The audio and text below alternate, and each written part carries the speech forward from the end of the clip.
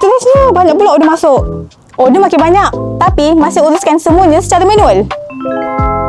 Bila order makin bertambah, anda pun kena balas mesej customer satu persatu dan sampai ada yang terlepas pandang.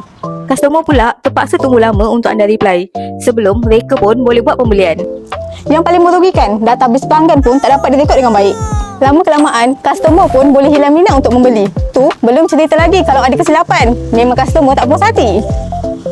Masa anda pun dah banyak dihabiskan untuk uruskan order dan jawab soalan customer. Sedangkan masa tu anda boleh fikir strategi lain untuk bisnes anda. Tapi, semua masalah ni boleh dielakkan dengan adanya website sendiri.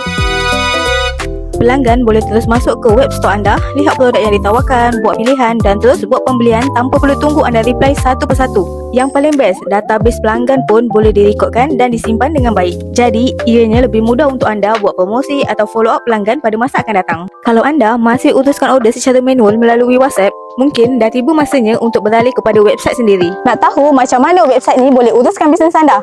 Klik link dekat bio atau hubungi kami sekarang.